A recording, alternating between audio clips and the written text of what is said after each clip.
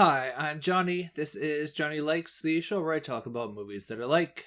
Today, I'm talking about an indie comedy from the early aughts. Today, Johnny likes Napoleon Dynamite.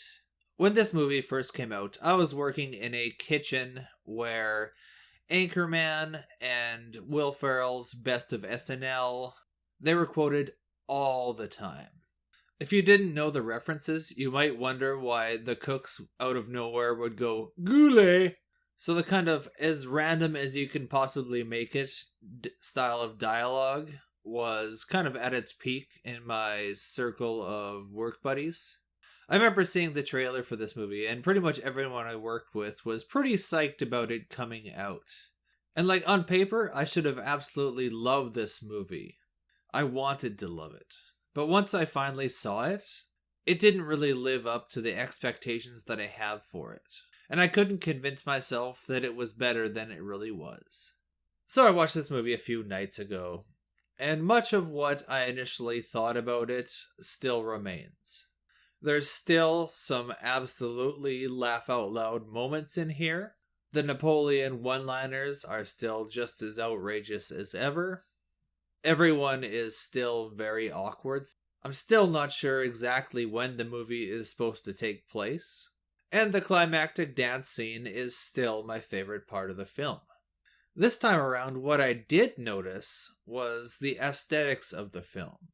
How the shots are framed, the color palettes, the anti-fashion, even how the characters speak and behave. It all really reminded me of Wes Anderson's work. Maybe with a bit of Mike Judge thrown in there. Napoleon kind of reminds me of a less crude version of Beavis and Butthead. I don't know, particularly Beavis, I guess, because of the blondness. Maybe it's the small town Texas thing. Maybe it's the hair. Maybe it's the awkward and gangly nature of them. Whatever the cause, it did remind me of Beavis and Butthead. And it also kind of reminded me of Bob's Burgers, specifically the Tina character in that. She kind of reminded me of Napoleon in some ways. So I don't know if they ever took inspiration from that, because Napoleon came first. Jared and Jerusha Hess are the husband and wife team of filmmakers that were behind this movie. They wrote and directed it. According to them, Wes Anderson's work was not an inspiration, at least stylistically. Despite that, I can't help but compare their style to Anderson's. Both have a tendency towards balanced symmetry in their shots. Tempted, anyway. Both use similar color palettes. Friends, walk with look at all, they walk to school. Both don't really use shadows at all. And I have to shout out my girlfriend for pointing this out to me, as this was something that I kind of noticed but couldn't really verbalize until she was just like, "Oh yeah, he just never uses shadows." It's like, oh, yeah, totally. The comparison in style between the two filmmakers is interesting, but at the end of the day, it doesn't make this film better or worse. So I love the actors and performances in this movie. Heder is great as Napoleon Dynamite. He's the gangly, constantly annoyed teenager. At no point does he ever seem like he wants to be doing anything. Whether it's feeding Tina the llama, talking about current events in front of his class. Last week, Japanese scientists placed explosive detonators at the bottom of Lake Loch Ness. Or even being at the dance with the girl that he asked there. Now, I never really believed that he was an actual teenager, as he looks to be at least 25 when he's doing this. But his body language and just general attitude and mannerisms were dead on for a teenager. Now, I also have to point out that he also kind of looks like some sort of farm animal. Gries as Uncle Rico was awesome. as the guy who just kind of peaked in high school and has never stopped looking back. Now, he's not a name I was familiar with until I looked up his bio for this video. And he's just one of those character actors that has been doing this for like 40 years and just steadily building up credits. And he's been in like a fair amount of recognizable stuff. The thing I recognized him most recently from was White Lotus Season 1. But he's also been in Men in Black and Get Shorty and Taken. Efren Ramirez as Pedro gave a nice, understated performance. Nothing too daunting was really called for from him, but he still nailed it. Tina Majorino as Deb was the character that reminded me the most of Wes Anderson's stuff. And very much like Ramirez's performance, it is understated and solid. I don't remember what I laughed at the first time I watched this movie. I do remember liking some of Napoleon's signature lines. What'd you do all last summer again? I told you, I spent it with my uncle in Alaska hunting wolverines. Can you bring me my chapstick? No, Napoleon. But my lips hurt real bad. I also remember that the climactic dance scene put a smile on my face. I used to put my faith in worship, but then I used to worry about the future, but then I threw my caution to the... Those elements held true for my most recent watch, but this time around I laughed at possibly some different stuff. Napoleon drinking the juice in the way that he does made me laugh. Also him eating tater tots out of his cargo pants pocket.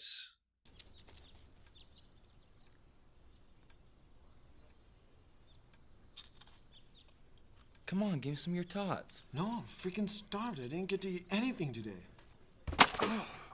Sipping the egg juice at the farm and his kind of reaction.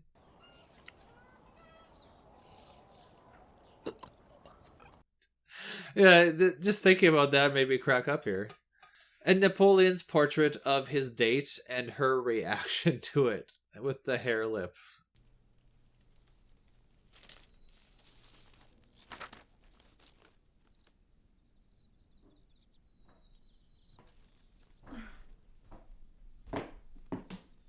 That was gold. There was a lot of other stuff that made me like slightly exhale out of my nose.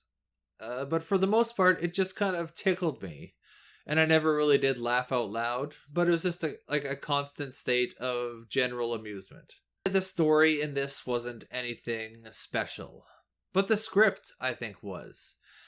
And like the difference between this movie and something made by like Judd Apatow or Seth Rogen is that everything in this was scripted.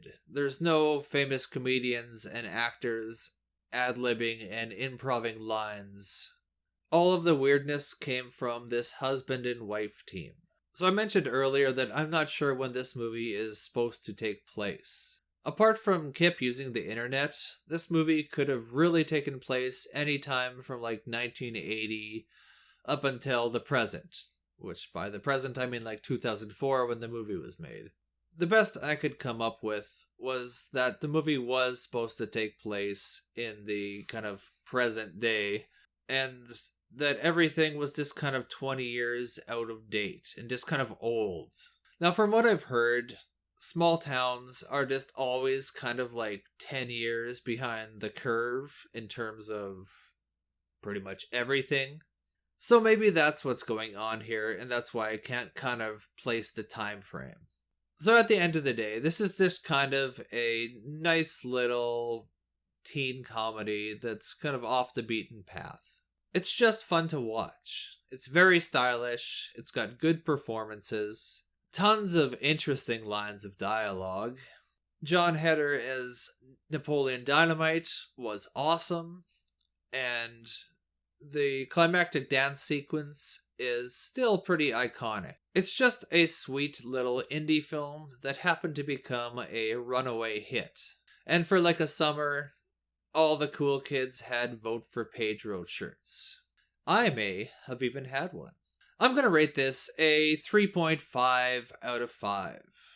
It's a good film, but it just never really connected with me. I think it could have been great, but for whatever reason, there just kind of is this little bit of disconnect for me. So, some other odd kind of turn of the century high school stuff to watch, if you like this. Check out Rushmore. It's a Wes Anderson film. He's got most of his stuff kind of nailed down, but it's not as much as everything he did after that. Check out Election. That one's pretty good. And check out Ghost World. Early Scarlett Johansson. Excellent Thora Birch. It's a good time. So what did you guys think of Napoleon Dynamite? Did you have a Vote for Pedro shirt?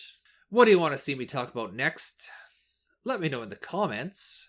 And if you could do me a favor and like and subscribe, that would be... What would that be? That would be neato. Yeah, that'd be neato. It is quick, free, and relatively painless after all. Plus, it helps me out. Thanks for watching me talk about movies for a little while, and you can tune in next time to see what else Johnny likes.